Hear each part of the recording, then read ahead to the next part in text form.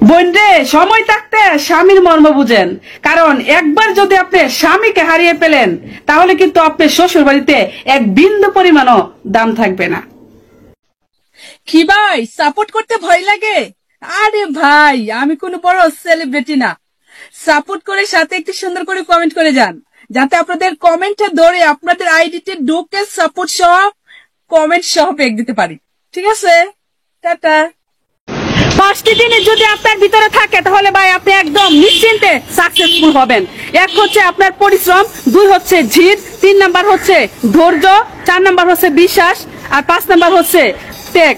আপনি এই 5টি জিনিস যদি মেনে আপনার লাইফে আপনি কাজ করে যেতে পারেন, নিশ্চিন্তে আপনি সাকসেসফুল হবেন। ভাইরে, গরিবদেরকে কখনোই অবহেলা করেন না।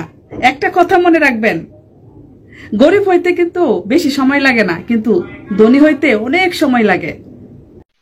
ভাইরে, সৎ পথে করিও ভ্রমণ, যদিও হয় দেরি। অসৎ নারীকে করিও না বিয়ে, যদিও হয় সে ডানা কাটা পড়ি।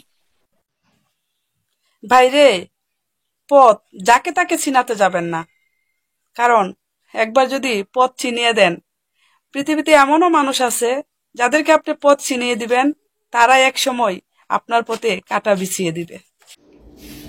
নারী তার সবকিছুর ভাগ সবাইকে দিতে পারে, কিন্তু তার শখের পুরুষটার ভাগ কাউকেই দিতে পারে না।